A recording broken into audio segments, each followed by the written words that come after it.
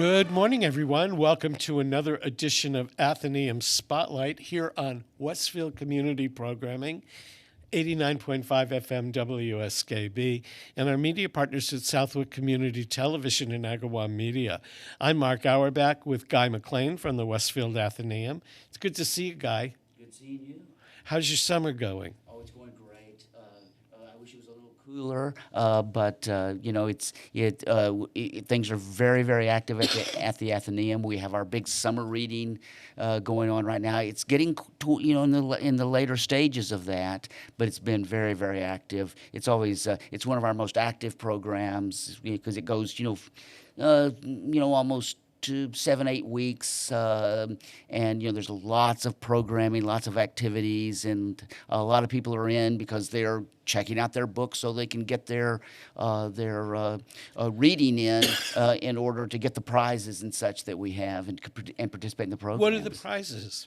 Well, there's all kinds of things. We have all kinds of things for the children. We have some adult prizes, and the thing that's even I think more appealing for a lot of people are the special programs and parties. And we have some guests coming in and this sort of thing. So there's a variety of activities.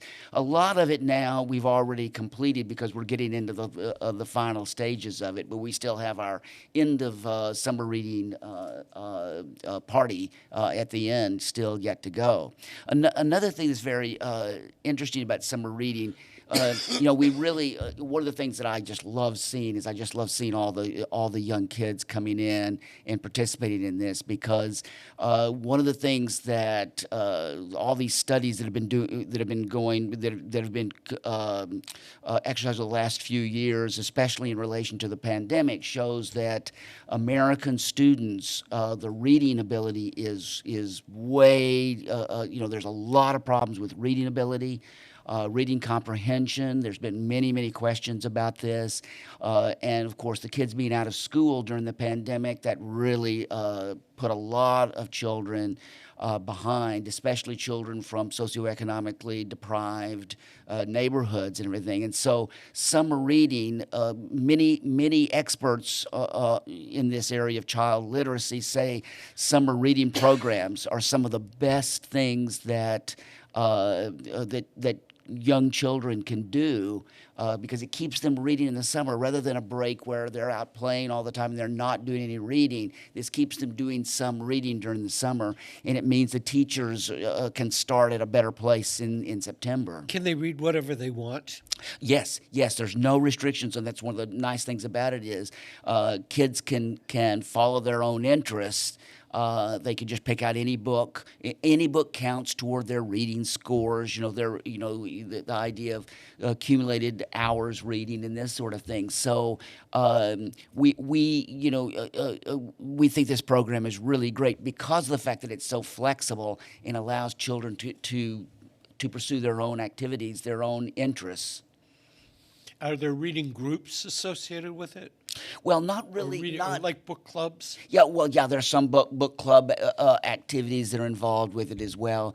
And different libraries approach summer reading in different ways. Some of them stress more book groups, kinds of things. But a consistent pattern through most libraries is the emphasis on young children reading in order to keep their skills developing and this sort of thing at a time where, for instance, one study indicated that the United States, in terms of reading ability, we ranked 24th in the world compared to other countries. They tested fourth graders, eighth graders, and high school students, and we weren't even in the top 20 countries in the world here. And so educators in the United States seeing this problem are trying to address it, and summer reading is a very important part of that activity. And I know you have an exhibit at the Athenaeum right now, right? Yes. We're wrapping up the exhibit of Marie Crane Yvonne. That exhibit will go through the end of July, and then we have another exhibit planned for September. It's going to be very strange. Rather than individual paintings or sculptures, it's one art installation of doilies. The artist who's involved with this is very interested in studying the fact that women of the past, who many times were excellent craftspeople, they were able to do intricate, very very creative, very beautiful work, but they were somewhat anonymous. Women weren't recognized, many times weren't recognized for their creativity, and so one of the things that she discovered was that. By collecting these doilies from the mid 20th century all the way back into the 19th century, that you got a sense of the creativity of all these anonymous women. So it's going to be a huge installation of these historical doilies from really more than a century time period. So we're really excited about that. People don't collect doilies now. I mean, you don't see them that often. Yeah, it used to be everybody, they loved they would be put on coffee tables and end tables and, used in other kinds of capacities, but they've kind of gone out of style. And that's also one thing that makes this exhibit, gives it another interesting flair, is that it is something that it is a kind of a style, something that was very prominent at one time, but is now almost completely out of style. Almost no modern homemaker, uses those for decorations, and yet for a long period of time, really, a century. Doilies were a very common thing in the home, and even older people. I've talked to several older women who still have them in their homes. They don't really have them out. I talked to one woman about this as we were doing some preparatory work about that. And she says, "Oh yeah, I've got them back in a drawer," and she went back and pulled out a whole stack of them. But she said, "Oh, I haven't used these in years." So I think that gives another dimension to this exhibit that's going to be very interesting.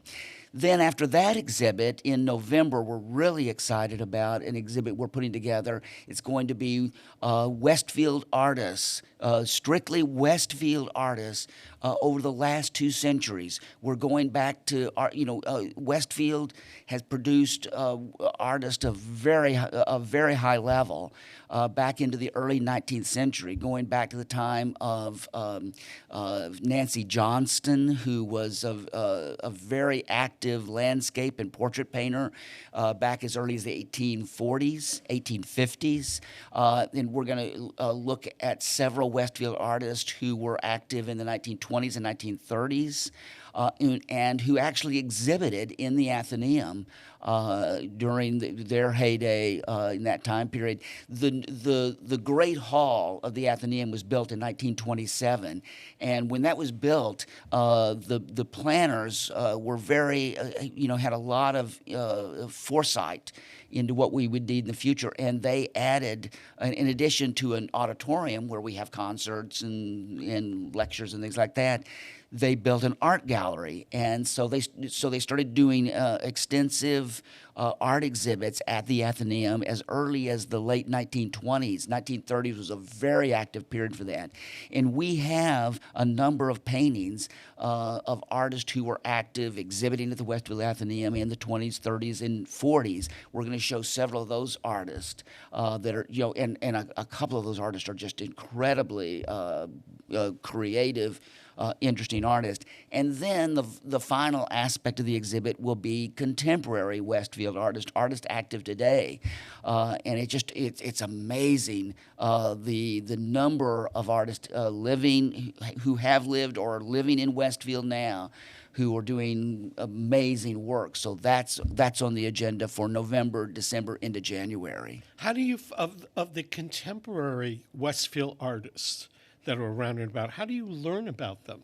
Well, that was a real challenge for us. The Athenaeum, we have an art committee at the Athenaeum made up, and almost everybody on that committee are artists themselves. And so in some ways, we had several planning sessions where we just sat down and said, okay, who do we know who's active doing art? Who's been in exhibits lately around the area, and there's not a commercial art gallery in Westfield. Right. So we've had to look to say the Oxbow Gallery in East Hampton, a couple of the galleries in Northampton, other places where artists who've exhibited. But in many ways, we had to rely on the art committee, people who have been involved in the art community for many years, to locate these people. And we've been calling various artists, trying to hunt them down, make contact with them. It's been hard sometimes just finding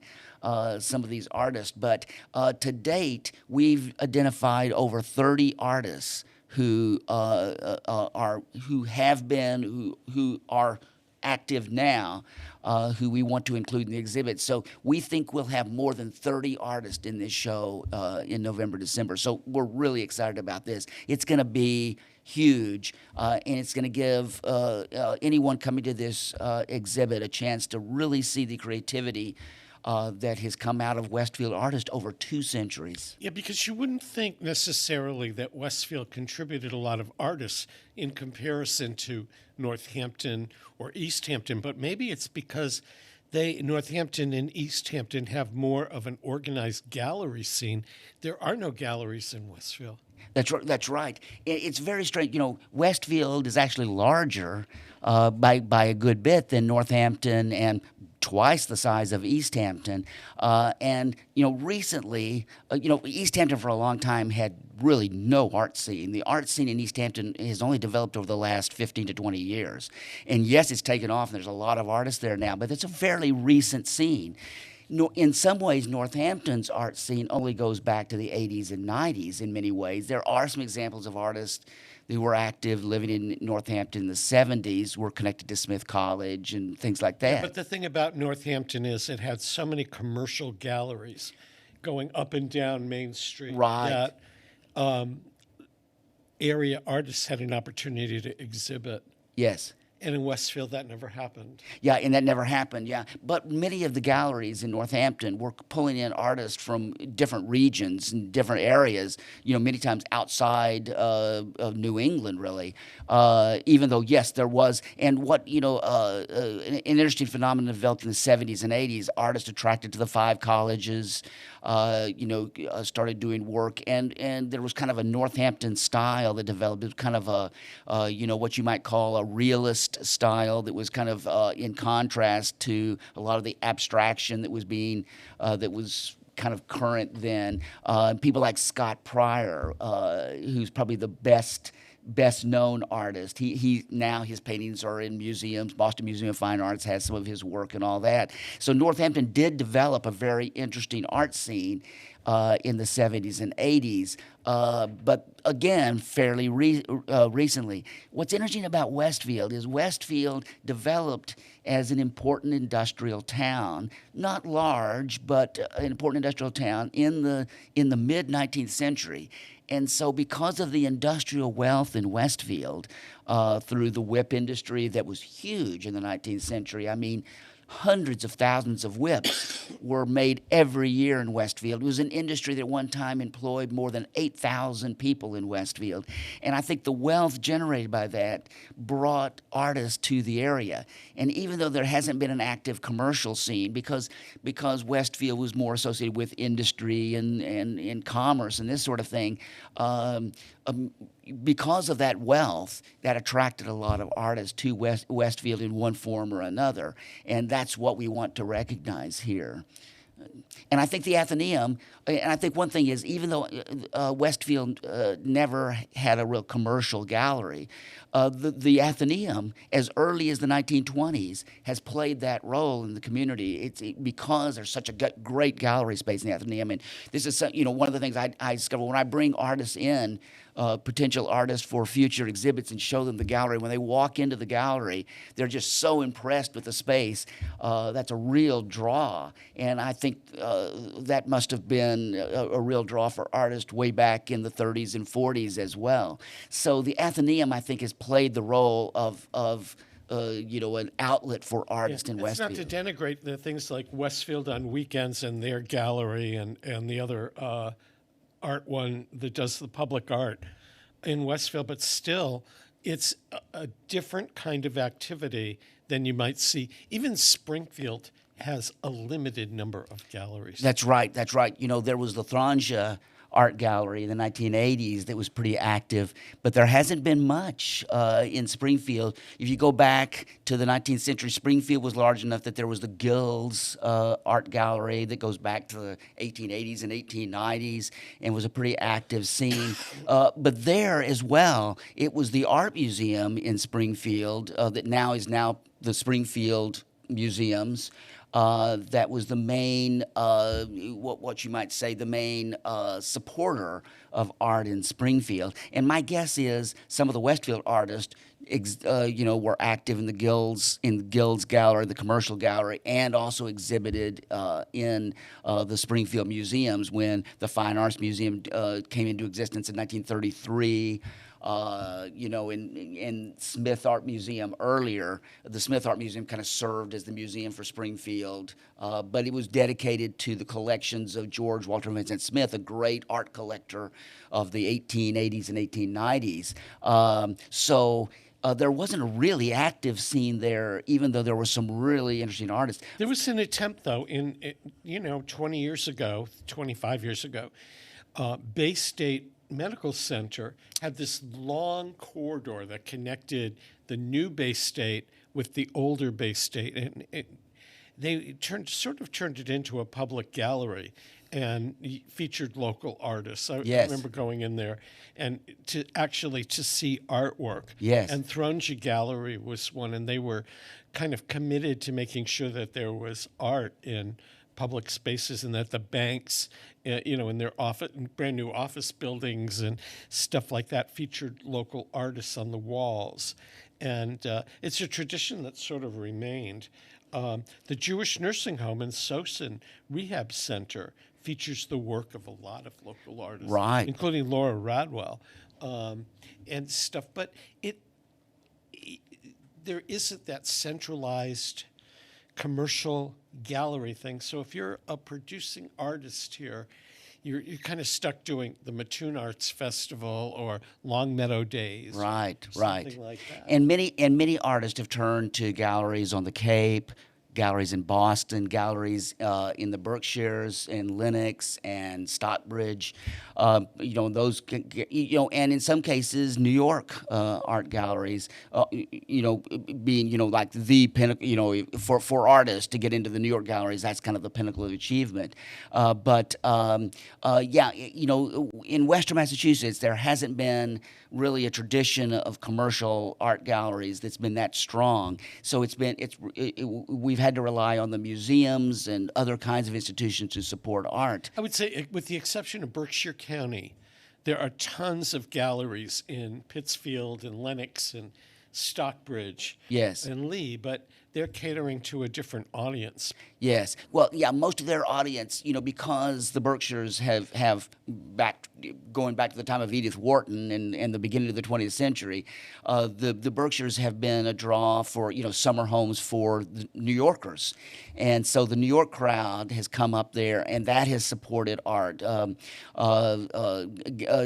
Galleries like the Diana Felber Gallery that she retired just a couple of years ago, but her gallery was featuring Western Massachusetts artists, but she was selling primarily to New Yorkers who had summer homes in the Berkshires. So that was a way that those galleries, and I think the Lenox galleries also are supported primarily by the summer New York crowd that comes up there. And artists like Ruth Kerr, who we exhibited last year, she was selling work through Diana Felber's gallery in West Stockbridge, and I think Laura Radwell is connected with a gallery in Lenox. So a lot of regional artists today are working in galleries like that, but they're not active there. But that reminds me, speaking of the Berkshires, one other thing I should mention is on September 22nd, we're planning a trip to the Clark Art Museum up in Williamstown.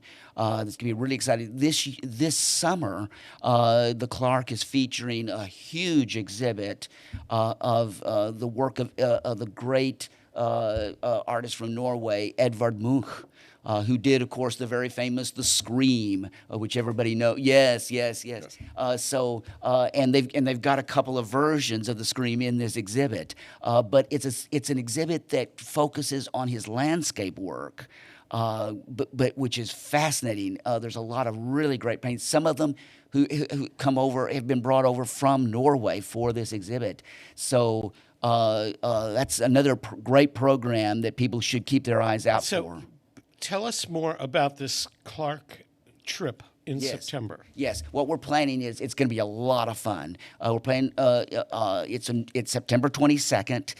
We're hoping there'll be a little bit of the beautiful leaf season starting at that time. But we're going to go first. We're going to get on the bus. We're going to take care of everything: bus transportation, lunch, and tickets to the museum. And so first, we're going to drive to the Red Lion Inn, have a nice lunch at the Red Lion Inn. Of course, that's a famous Berkshire spot. People will love that.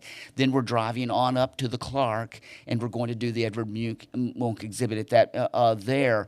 And the Clark Museum is going to provide a guided tour for us. So there's going to, it's going to be a great day. It's going to be a lot of fun. A great lunch at the Red Lion Inn, and then great. And if people haven't seen the new Clark Museum, this is a time to go and get involved in that, because the new architecture, there's a beautiful reflecting pool. The architecture is just incredible there now. And so if you haven't been to the Clark in the last 9 or 10 years and haven't seen the new Clark, this is your opportunity, because it's beautiful. And the Red Lion is like a tradition. Yes. And they have a relatively new farm-to-table menu at the Red Lion. The food has gotten much better there in recent years. And I don't know about you, but when I'm in Stockbridge, I like to sit on the porch there. Oh, yes. And watch the people go by. I mean, that... And I think the way we're planning it, we're going to be allowed about an hour and a half for lunch. And so there probably will be time for sitting on the porch during that hour and a half lunch break. So I think it's going to be really fun. It's going to be a great early fall activity for everybody. So we're really looking forward to that coming up very soon. Okay, and where do people find out about this trip? Well, the best thing to do is to go to our website, westath.org. What I always try to say to people is check out our website at least once a week, because we have so many programs, so many activities going on at the Athenaeum. Art galleries, history exhibits, history lectures, library activities, book clubs, children's programs. So you need to check us out at least once a week in order to find out about everything. And if you want to sign up for the trip, just go, you can do that. You can take care of all the arrangements right on the web, or you can come into the library, go to the circulation desk. They'll take care of you there.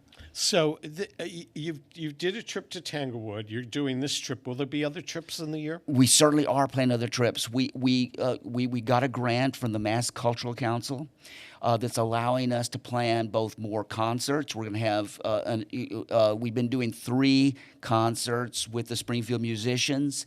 We're going to increase that to 4 this next year. We're also planning several museum trips. First one being this trip to the Clark. We hope to be able to organize a winter trip and a spring trip coming up this next year. So we have a lot of museum trips planned. So like I said, go to the website to keep up to date on these future activities. And there's also social media. You can find information about the Athenaeum on Facebook. Yes, indeed. Yes. What about Instagram and Facebook and Instagram as well? Absolutely. We try to keep connected to all the different social media. So yes, you can absolutely use Facebook. It seems like most of our patrons tend to go toward using Facebook. That makes sense. What are the hours of the Athenaeum?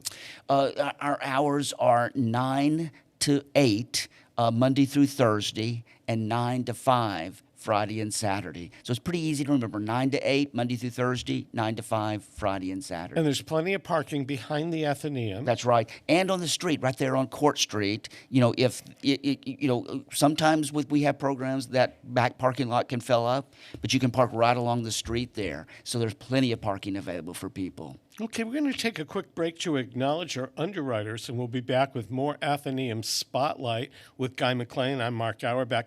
Ken Stomsky is our chief engineer today, and we'll return with more Athenaeum Spotlight in just a moment. One of our underwriters here at WSKB's Community Radio is Carson Center for Health and Human Services, a nonprofit organization located at 20 Broad Street in Westfield. They provided behavioral health and rehabilitation services in communities throughout Western Massachusetts since 1963. There are services for children, adolescents, adults, families, and couples. You can find them on the web at carsoncenter.org or at 413-572-4132. Underwriting for Community Radio on WSKB is brought to you in part by Rockies. Over 30 convenient locations throughout Massachusetts, Rhode Island, New Hampshire, Connecticut, and Florida. One of the nation's largest ACE dealers. Expertise and great product selection in paint, hardware, lawn and garden. That's Rockies. Rock solid service since 1926. On the web at rockies.com. Hi, it's Bob Plass, and I have Wow, It's Tuesday. Every Tuesday, 6 to 8. Wow, it's Tuesday. Community Radio. 89.5 WSKB. I did it!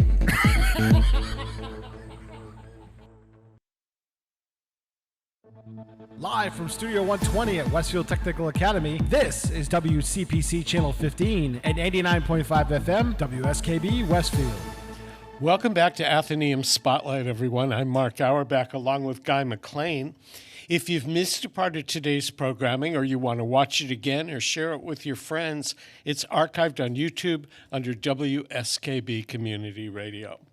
On this particular program, we like to highlight some of the area museums and art installations and attractions that are up and down Western Massachusetts in the Pioneer Valley. And today we're going to Hadley to the Porter Phelps Huntington House, and we're going to meet their board chair, Karen Sanchez Eppler, who's president of their board of directors, and learn about this house museum that's been in Hadley for years.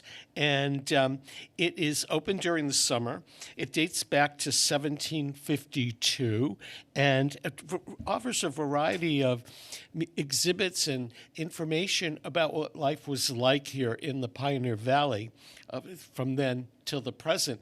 They have a Wednesday concert program called Folk Traditions, which is known in the area for some eclectic music programming. So it's always great to learn about new places. And Karen Sanchez Eppler, welcome to Athenaeum Spotlight. Thank you so much. So delighted to get a chance to talk about the Porter Phelps Huntington Museum with all of you. So first of all, you're the chairman of the board. How did you get involved in this museum? I teach American Studies at Amherst College, and more than 15 years ago, we designed a new introductory American Studies course called Global Valley, which was about trying to teach what American Studies is through looking at local institutions and organizations. And I wanted a assignment that would look at, have my students work with archival records, with papers. And it turned out that there was a local museum that also had a really rich paper collection. And so started working with my students to transcribe letters that had been written between a mother and her 9 children, 11 children, but not all of them part of this correspondence in the 1840s. And there's something so magical about reading a letter that was written, 150, 200 years ago, and then going and being in the room that it was written in, and maybe seeing the table it was written on, looking out the window and seeing remarkably similar landscape. So that kind of wholeness just grabbed me, and also really grabbed my students. And so after a few years of running that project of having my students work with transcribing letters from the family collection, and we created a website that you can visit and read some of those letters. I said, oh, I guess they said, we could use you on the board. I said, okay, I could do that. And the longer I've worked with the museum, the stronger my sense of what a really rare window into all sorts of ordinary details of life in the past. This one place holds. It was built in 1752, as you said, and it stayed in the same family until it was turned into a museum in 1948. And that means that they kept the furniture, they kept the silverware, they kept the diaries and the correspondence and the letters and the account books. And those have ended up not just being records of the family that built the house, but also records of all the people who worked there.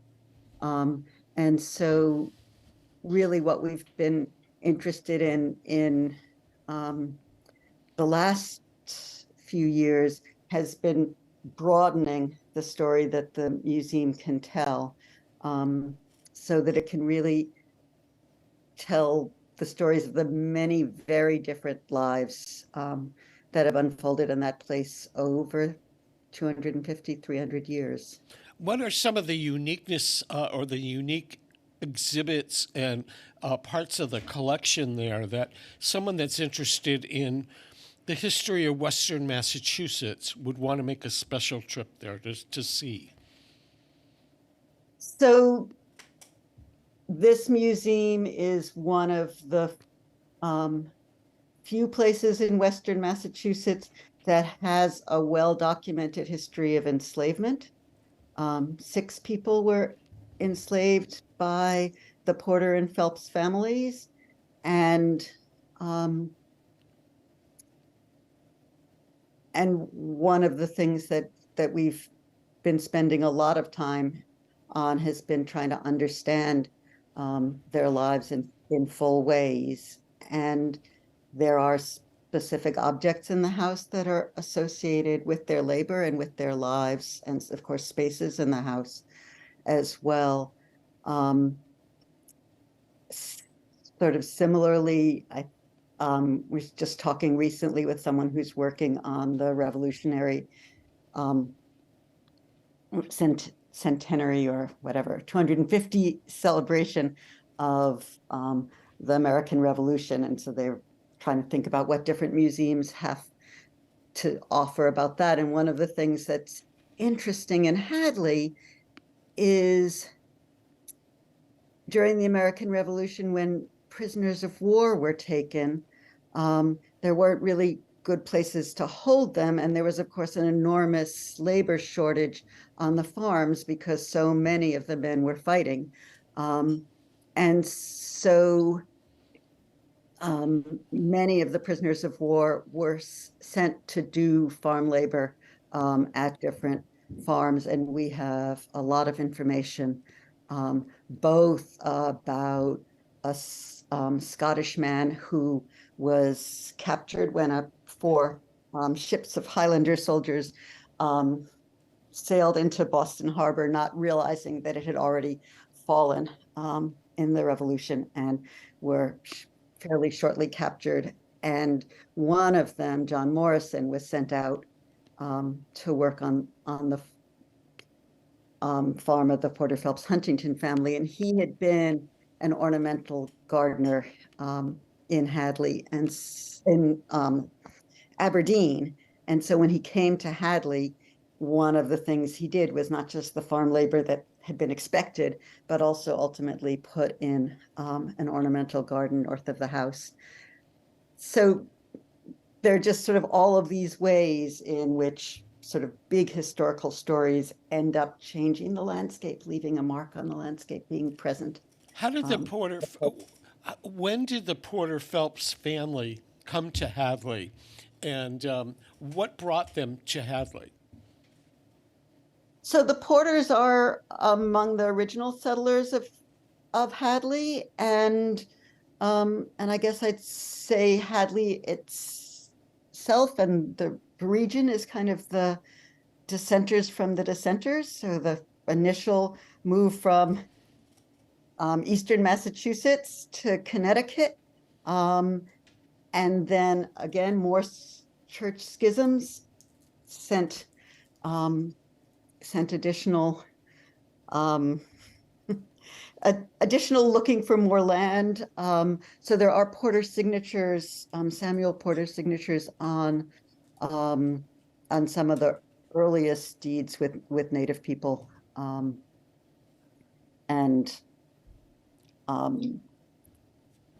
Pynchon is the name you might know from the Springfield.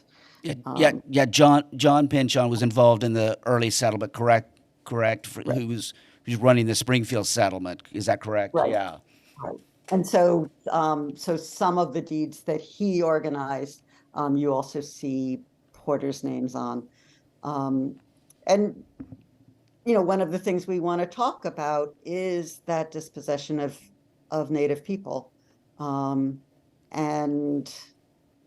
the sort of structures of those land, of those deals were largely contracts for beaver pelts with land as a kind of mortgage for it.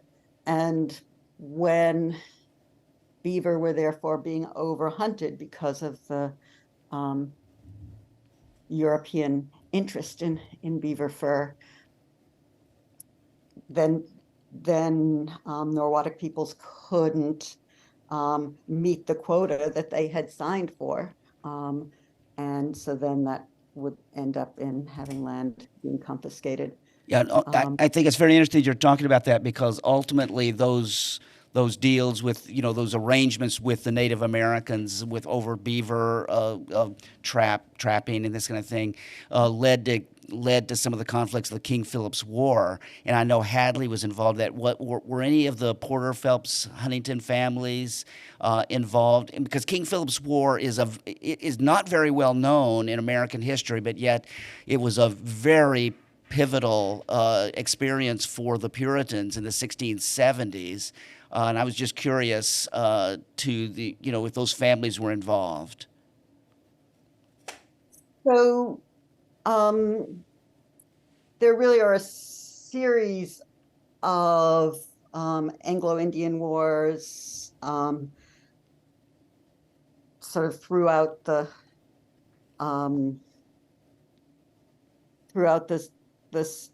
17th century, and the most significant involvement would be Moses Porter, who's the man who built the house. He built it in 1752, and in 1756, I think I have that right, he was killed in the Battle of Morning Scout. That's also the battle that killed Ephraim Williams.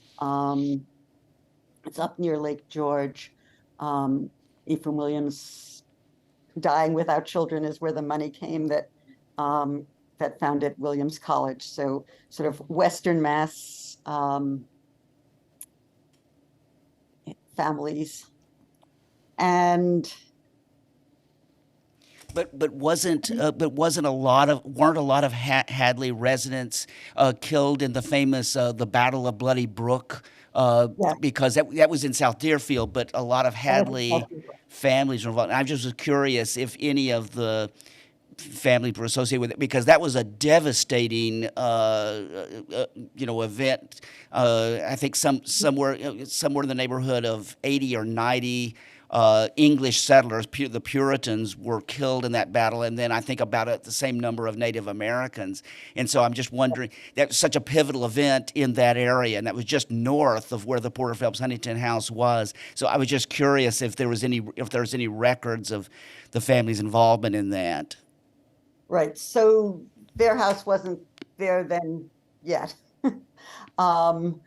But that's an interesting question. I'm also on the board of the Emily Dickinson Museum and did some work with Lisa Brooks, who's a Abenaki scholar, and she was charting the Dickinson family through all of the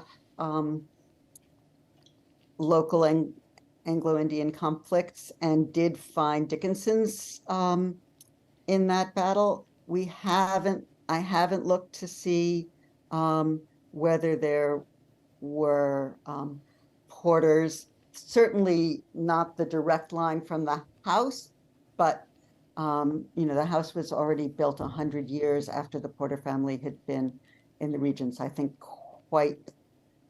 quite likely that there are. I just can't give you. Yeah, they were. Yeah, somehow they were involved. If I can change, out of the colonial era, and I'm very interested in 20th century American music, and one of the great American composers of the 20th century, Roger Sessions, is a family member and lived in the house. Do you have any records or exhibits of his time living there he's one of the major composers in America. I think he lived up until the 1980s or maybe even later. I know he was still active in the 1950s and 1960s. I just wondered if you have any records of that, because I know that some things that have been written about Roger Sessions talks about his time living in Hadley. Yes, so he summered there often. He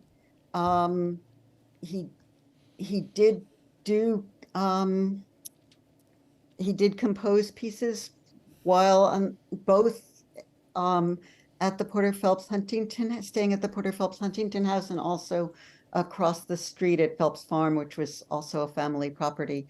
And his papers are at the Library of Congress in DC. So he gave them there in terms of like the bulk of his papers, but he does show up in lots of ways, in sort of specific individual pieces in the papers that have already been processed, and the society recently received a large cache of new papers from Phelps Farm that we're only beginning to go through, and many of those are from Ruth Sessions, and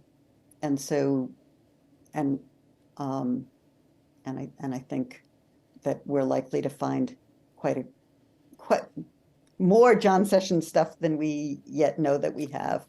As we start to process those papers, it takes quite a while. Yes, yeah. Going through some of the old archival records can take quite a time doing that. But that's interesting that you do have things from Ruth Sessions, because that should reveal maybe some interesting things about Roger Sessions' role as a composer there. So yeah, that's exciting to hear. We have a lot of papers from her that we have not yet really sorted through. So, yeah. Well, maybe you'll find a music historian or something out there who'll be interested in exploring those. Yeah.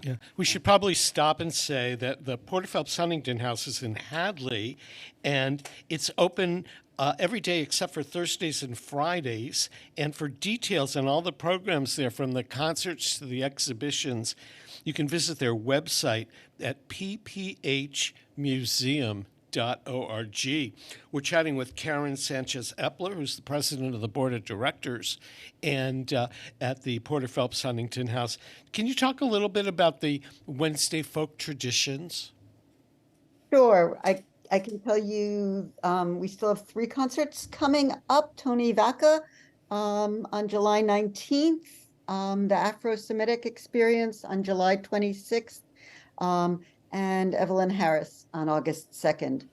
They're always at 6:30, and the concerts are held in the Sunken Garden, which is really the foundation of what was the barn that was built in the house at 1782. And it's really, I think, one of the most magical places to listen to music. It's the stone walls of the old barn make a kind of natural stage with a millstone in the center, and the audience sits down there, and up along the banks people bring picnics. So come in the afternoon, come earlier and take a tour of the historic house, and then listen to great music, dance on the grass. It's really a splendid way to spend a Wednesday afternoon. Yeah. How many people work at Porter Phelps Huntington?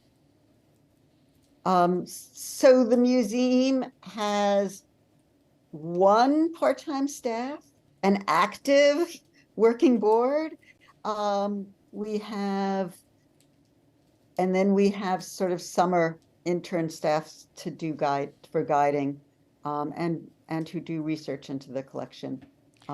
This year we have 3 splendid college students, and then 2 UMass graduate students are just finished their PhD students. And what kind of a budget do you have to work with to not only to maintain the buildings and the exhibits, but to program? The museum runs on about $100,000 a year, like really, really little. Wow. So extremely grateful. In the last few years, we've had significant grant support from the NEH and from Mass Humanities in particular that have supported research endeavors. So one of the really exciting ones, when I was talking about the papers we got from Phelps Farm, those included little tied packets of business records, really, like each year, all the receipts and invoices piled on top of each other and then tied with string. And the year Charles Phelps would write on them. And they went from the 1790s into the 18 teens at the time that he built Phelps Farm. And we were able, with support from Mass Humanities, to hire a UMass history graduate student to go through them. And she was able to trace in those records how, even as he was getting ready to build this farm in Hadley, Charles Phelps was investing in international trade, buying things and filling ships and selling them. And a lot of the products he was trading were products that were part of the plantation economy. So records of his buying sugar in Havana and having it shipped to Rotterdam, and making profits that way. So I think we tend to think it's not just that the records of this family include records of 6 people who were enslaved at the house, but we also now, thanks to this brand new research, have records of the way in which the family profited from the enslavement economy generally. And I think people tend not to think of Western Massachusetts as entangled in that, but I want to say that Phelps Farmhouse was basically built on sugar profits.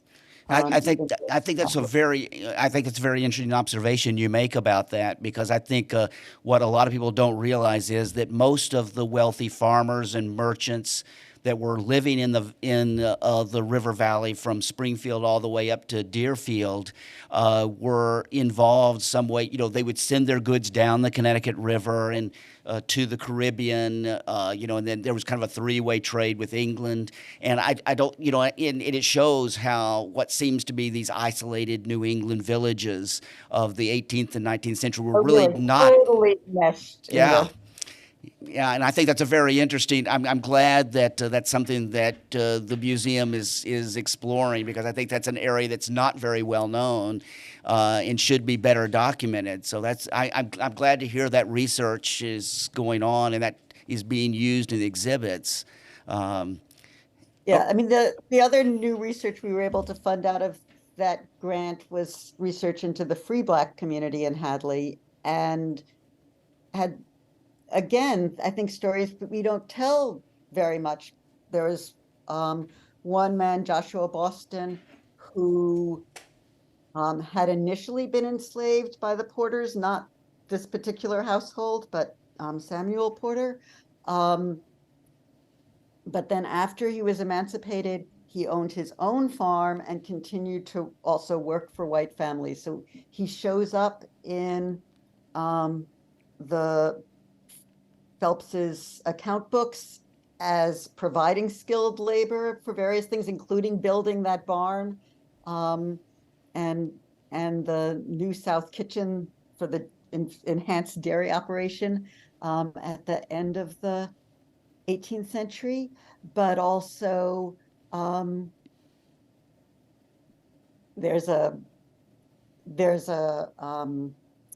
joiner, Gaylord from Deerfield, has very good account books and was a sort of highly skilled worker, and he did a lot of the fancy woodwork in the Porter Phelps Huntington house, and Joshua Boston shows up in his book both as someone who's paid to do carpentry work and someone who hires Gaylord to help him build his own house.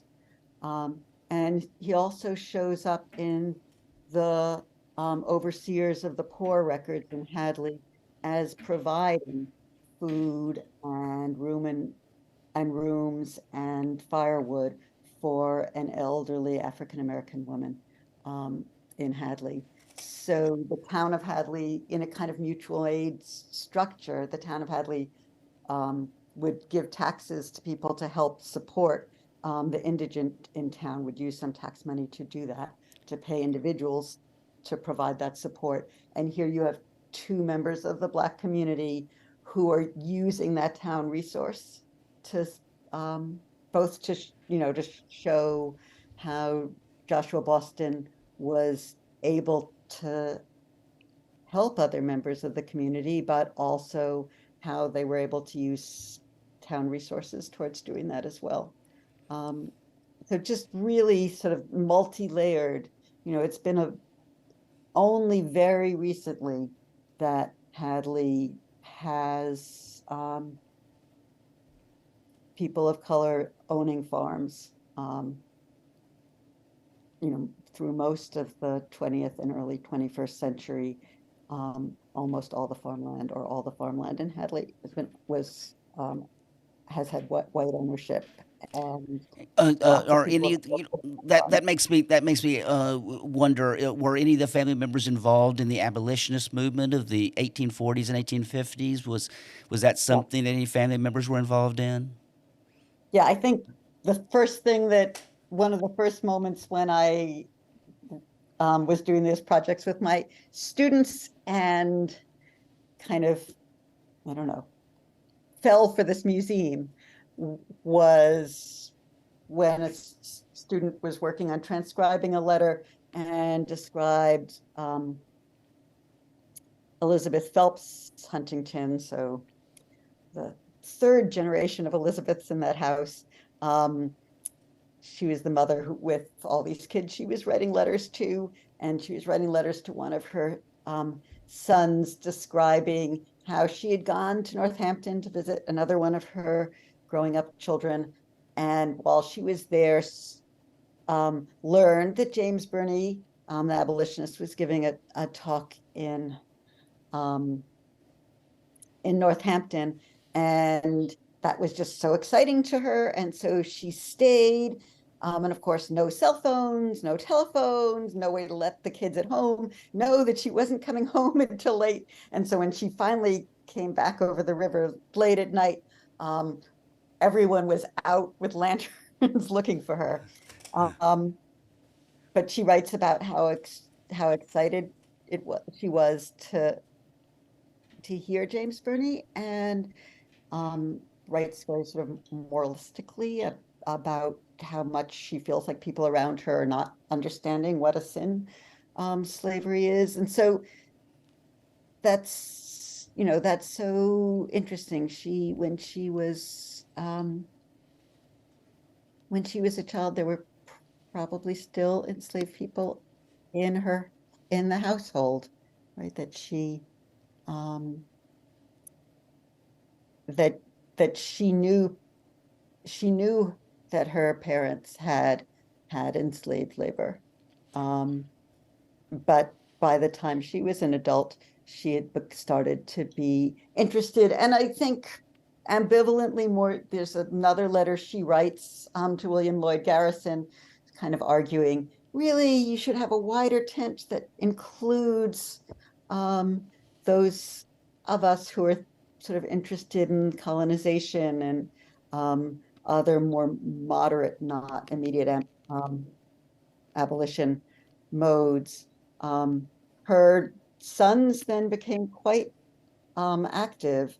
Three of her sons became quite active in the anti-slavery movement. So you can sort of watch, and that's actually a very heartening, I think, important story too.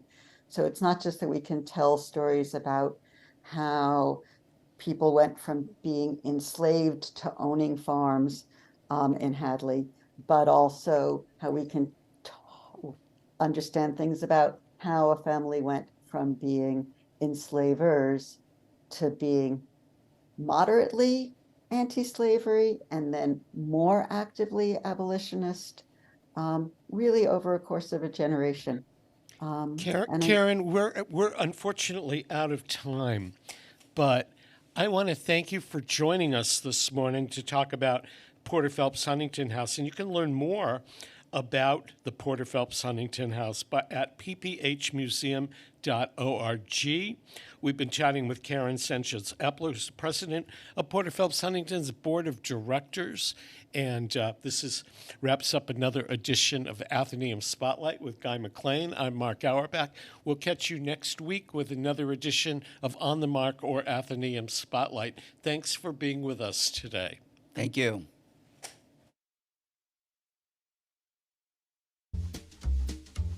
I'm gonna walk onto that bandstand with my Selma B-flat silver bell trumpet, just like Louis Armstrong. And when people hear me blow, they're gonna start dancing. I'm gonna show all those people who said I was a nobody in Natchez, a nobody in the army, a nobody in the kitchen, that I am somebody. I hear my own music. I sing the words to my own song. And if someone don't like it, or somebody thinks that's wrong, well, do-do-do-do-do-do-do-do.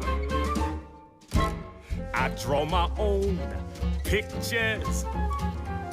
I see the world through my own eyes. And if someone don't buy it, or just wants to criticize, well,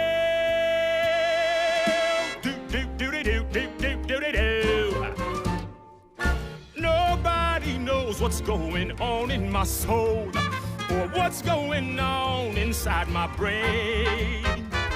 Nobody knows just where I've been or where I'm going. So listen to me now, and I'll try to explain. I play my own solo. My fingers know where the song goes. And when the music's swinging and all the world starts singing, and something that was only inside of me grows, well, well, what about you, kid? My name is Mateo Diaz. You see lemon meringue pie.